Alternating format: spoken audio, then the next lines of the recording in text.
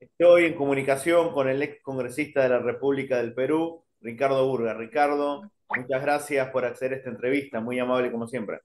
No, gracias a ti, Juan Cruz, por estar nuevamente y siempre a tus órdenes. Se cumplieron 30 días, el primer mes de gestión de la presidenta Dina Boluarte. ¿Qué balances haces en línea general? Mira, yo creo que positivo, creo que el gabinete Otárola le ha dado confianza al país, sobre todo a nivel de inversiones que estaban tan mal con el gobierno de Castillo.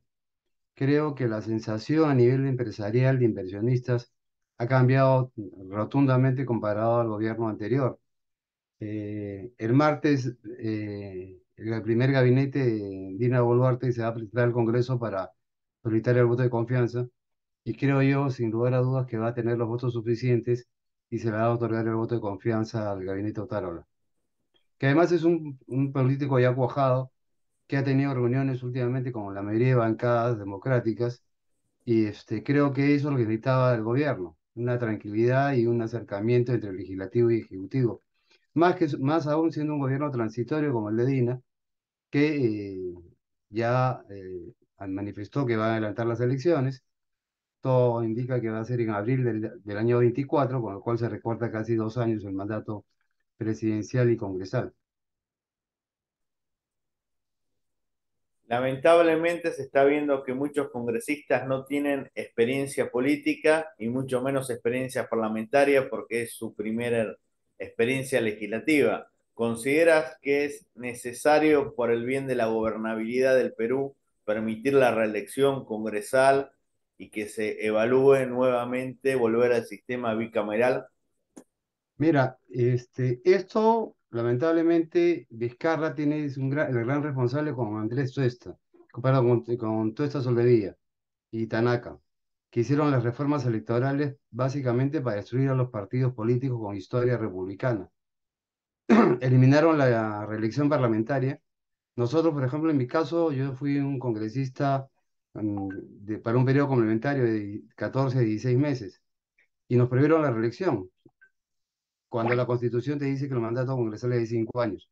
Sin embargo, el Congreso que cesó Vizcarra permitió sí la reelección de congresistas y básicamente fueron del Partido Morado que fueron reelectos. Ahí tienes algunos casos. Pero a nosotros nos prohibieron y actualmente los congresistas actuales, si no se modifica la ley, tampoco podrían postular. Yo sí creo que es conveniente la reelección parlamentaria, porque eso te va a dar una experiencia.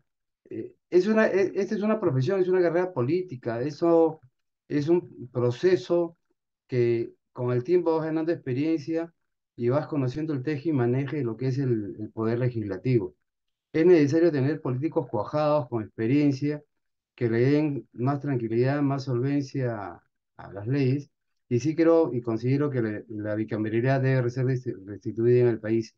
Hay que recordar que hasta el año 92 el Perú tuvo un gobierno bicameral, senadores y diputados. Y el gobierno Fujimori cerró el Congreso en el golpe de Estado del 5 de abril y eliminó el Senado. Desde ahí, la política peruana ha venido de tumbo en tumbo y en los últimos años, en los últimos 5 años hemos tenido 7 presidentes, ¿no? Creo que es un récord a nivel mundial.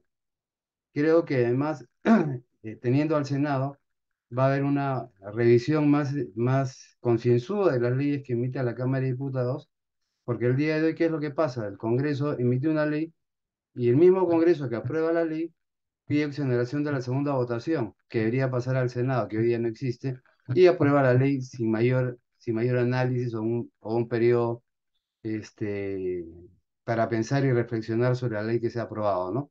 Entonces creo que sí va a ayudar, va a mejorar las leyes, va a ayudar a tener leyes mucho más consensuadas y que van a ser de aplicación. Hoy día en el país tenemos demasiadas leyes que muchas veces ni siquiera están reglamentadas y simplemente son leyes declarativas.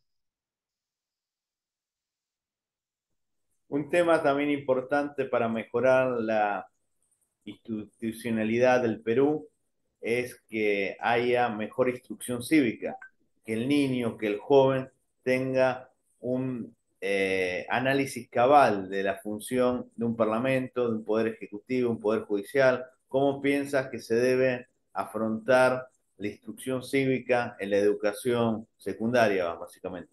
Mira, en el gobierno Fujimori se eliminó la educación cívica, se eliminó la educación física, el deporte, se eliminó y se fusionó Historia del Perú con Historia Universal. Entonces, creo que, y se eliminó la instrucción premilitar, que te contaba la historia del Perú, te formaba con valores, con principios, la educación cívica. Igual yo estudié en el Colegio de Educación Cívica, había más respeto, y por eso nosotros decimos que nuestra generación, yo creo que estás por ahí también, somos la última gran generación que escuchaba a los abuelos, a los padres, los respetábamos. Hoy día se ha perdido todo eso, ¿no? El profesor era un segundo padre, hoy día se le ha perdido el respeto al profesor. Y creo que esos valores hay que retomarlos.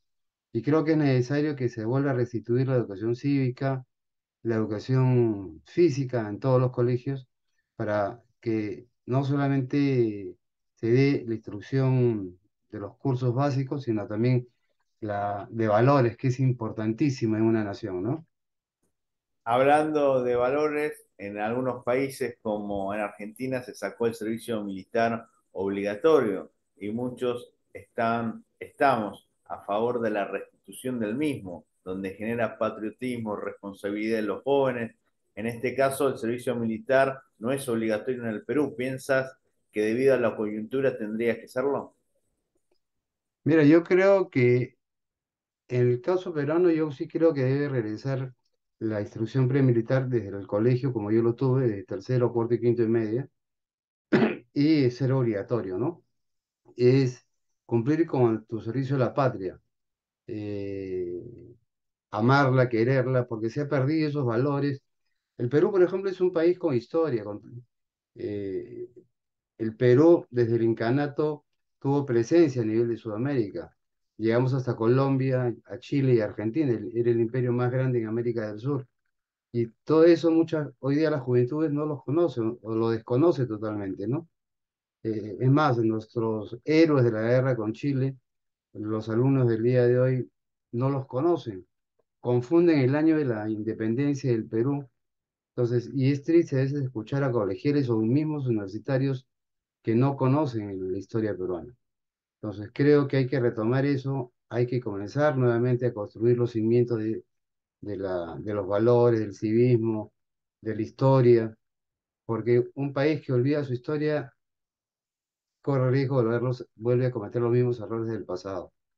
Y un país que ya tiene 200 años es peligroso que olvide su pasado tan grandioso y tan fructífero como ha sido el peruano, ¿no? Hay una propuesta de que se debe renovar en este año preelectoral a las autoridades del Jurado Nacional de Elecciones. ¿Qué opinas de esta Totalmente, iniciativa? Porque recordemos que este Jurado Nacional de Elecciones estuvo en las dos últimas elecciones, las elecciones presidenciales del 21, las elecciones generales del 22, y ambas elecciones fueron bastante cuestionadas, por cierto. yo estoy totalmente de acuerdo con el proyecto de ley de recorte de mandato del presidente del jurado de las elecciones y de la OMPE. Son dos instituciones dirigidas por dos personas que están seriamente cuestionadas y que impidieron el proceso de la auditoría a las elecciones del proceso donde Pedro Castillo ganó y donde Francisco Sagasti se coludió con ellos a fin de que no se convocara una auditoría internacional para poder determinar si hubo fraude o no en la segunda vuelta. Entonces, una persona que dirige un proceso electoral y que está seriamente cuestionado no puede seguir un minuto más dirigiendo el proceso electoral que viene. Creo que es necesario hacer cambios radicales y fuertes en tanto en el jurado como en la OMP. Inclusive la RENIEC, te diría yo. Tú que fuiste parlamentario, ¿cómo se puede entender que gente muy vinculada al golpista Pedro Castillo sigue estando en el Congreso y está desprestigiando la institución? Por ejemplo, el caso de Betsy Chávez, que fue una de las defensoras del golpista. ¿Piensas que el Parlamento debe expectorar a congresistas como Betsy Chávez, Kelly Portalatino, que fueron de alguna manera partícipes de este gobierno que provocó el golpe de Estado. Mira, en el caso de los juristas que fueron ministros, creo que el Congreso debe aperturar una investigación y pasarlos a la Comisión de Ética y que la Comisión de Ética determine una sanción. Porque en el Perú se cometió un golpe de Estado o se quiso perpetrar un golpe de Estado que a Dios gracias no avanzó ni fue aceptado ni por las Fuerzas Armadas ni por la mayoría del pueblo peruano. Pero yo sí creo que no solamente ahí, sino que además debe haber una profunda investigación en todos aquellos parlamentarios que hoy día están bajo sospecha y que están en investigación a través de la Fiscalía, ¿no? Creo que el Congreso debe dar una muestra de que quiere recuperar la imagen y su señorío que siempre ha tenido con los congresos peruanos y comenzar a separar la paja del trigo, ¿no? Aquel congresista que haya cometido algún delito, que se haya querido aprovechar o que se vendió al Ejecutivo, creo que debe ser separado del Congreso, ¿no? Como se hizo en la época de Montesinos, cuando los famosos radivideos y se descubría que Montesinos pagaba a congresistas para que se vendieran su voto a favor de Fujimori. En este caso no sé si se ha entrado plata, pero sí se menciona que se han entrado obras que han beneficiado a algunos congresistas. Creo que la Fiscalía debe acelerar la investigación y el Congreso también exigir que se acelere la investigación para poder determinar quiénes y cuántos han participado de estos actos dolosos. Según el comercio son 40 parlamentarios, no solamente 6, como inicialmente decían que eran los 6 de Acción Popular. Ahora están hablando de 40 parlamentarios y creo que sería gravísimo, porque nunca en la historia que yo recuerde, desde el año 80 a O la sea, fecha, 40 parlamentarios sería alrededor de la tercera parte del la Congreso del tercera parte. Perú. Así es, así 630 es, casi en 40%, poco menos. así es, ¿no? Y sería lamentable que esto sea realidad, ¿no? Esperemos de que vaya definiéndose los temas y vaya avanzando las investigaciones y que la Fiscalía finalmente eh, proceda a acusar formalmente, ¿no? A fin de que el Congreso tome las medidas necesarias. Se podría decir que la mala formación, sobre todo en valores cívicos, es lo que genera también estos hechos de corrupción, porque parece que la plata del Estado es plata de nadie, cuando es plata de todos los peruanos, y uno debe ser bien celoso de cuidar el patrimonio, no solo económico, sino de los bienes del Estado, porque muchos protestan, quizás con razón, frente a las políticas peruanas y están destruyendo patrimonio, que es el patrimonio de la ciudad de Lima, del Perú. En este caso se puede entender que hay este mal concepto que lo del Estado no es de nadie, cuando el Estado es de Somos todos los todos. peruanos y hay que defenderlo. Así es, lo que pasa es que en las marchas que se han estado haciendo a favor de Castillo, ya el Servicio de Inteligencia ha detectado que hay muchos infiltrados de Sendero o de Movadef. Inclusive ya están saliendo las fotos, nombres completos de aquellos que están incentivando las huelgas y las marchas. Felizmente en Lima las presiones han bajado, inclusive algunas marchas han sido disueltas por los propios ciudadanos, como en el caso del Mercado Central, que quisieron entrar la gente de Castillo y fueron corridos por los mismos comerciantes del Mercado Central ante la reacción de no poder trabajar. Entonces, lo que sí me preocupa es el sur. El sur sí aún estaba convulsionado, Puno sobre todo, y han querido tomar nuevamente el aeropuerto de Juliaca, y creo que el gobierno debería tomar ya una disposición un poco más dura en el caso de Puno, de Juliaca y en los lugares que se siguen bloqueando. El sur Ica está cerrado, ya comenzaron desabastecimientos de alimentos en Pisco, y en el propio Ica, que se abastece de chincha, de cañete, básicamente de alimentos básicos de primera necesidad. Entonces, eso va a causar un sinsabor dentro de la misma población. Entonces, y hay que decirlo, acá estamos peleando contra Sendero Luminoso y contra los Movadef. Acá, yo lo dije la vez pasada, esta es una guerra, y es una guerra contra Sendero. Le ganamos anteriormente la guerra militar, pero no le ganamos la guerra ideológica. Y ellos han estado avanzando en estos 20 años y han comenzado a copar instituciones. Y eso es lo peligroso. Entonces, eso hay Disculpa, que Ricardo, no comenzar. solo instituciones, sino lo que es más peligroso y más perverso, los medios de comunicación, que Así es. generan un análisis de opinión y una bajada de línea. Sí, claro, lo hicieron con Manuel Merino, ¿no? Acuérdate. Sí. No, hubieron medios de comunicación que realmente, que se dicen democráticos y realmente propiciaron la desestabilización como Canal N, Canal 4, que incentivaban las marchas contra Manuel Merino, ¿no? Periodistas como Jaime Chincha, que realmente periodista creo que no lo es, creo que más es un payaso del periodismo antes que un verdadero periodista. Así que yo creo que la propia prensa debe también hacer un mea culpa, porque uno de los grandes responsables son ellos. Porque si Manuel Merino hubiera terminado el mandato constitucional, porque él fue elegido constitucionalmente, siguiendo las normas y procedimientos constitucionales y el reglamento del Congreso, creo que la situación del país habría sido diferente. Castillo no hubiera llegado nunca a ser presidente de la República, creo que hubiera sido otro el presidente y el país no hubiera perdido 16 meses con el gobierno de Castillo y no estaríamos en incertidumbre de un proceso electoral que se avecina en abril del próximo año, ¿no?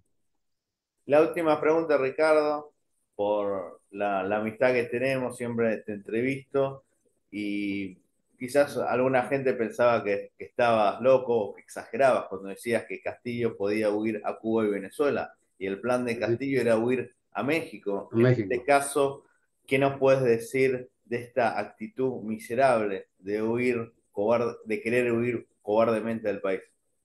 Bueno, yo lo tenía claro, yo lo manifesté y como tú dices, algunos se Fue etapa rieron, del Diario Expreso, por cierto. así es, e inclusive fue primera página de Expreso. Y al final no me equivoqué, me equivoqué de país, pero no la intención, ¿no es cierto? Y es lamentable, eso te indica pues que el pata, este señor que fungía de presidente de la República, entró desde el primer día a delinquir y tenía un plan ya preestablecido de fuga, ¿no? Que además ya se estaba previendo, ya había algunos indicios de que podía suceder, este, pero nunca se imaginó que fuera México, te soy honesto, ¿no? Hoy día Castillo, yo no creo que salga de acá a 15 años, porque las denuncias y las pruebas y los colores eficaces van aumentando día a día contra él. Así que sus 16 meses de, de gloria, vanidad y soberbia los va a pagar muy caro, ¿no? Lamentablemente para él y su familia. Y no solo está demostrando que fue un mal gobernante, sino lamentablemente que es un mal padre, porque los peruanos que más deben estar sufriendo son sus menores hijos. Estar Así es, nunca pensó en la realmente familia. generando, digamos, un gran daño psicológico a su familia, sobre todo a los pequeños. Así es, lo dije también, que a mí lo que más me penaba eran los Sí. hijos menores de Castillo, porque el señor nunca pensó en su familia, pensó simplemente en enriquecerse.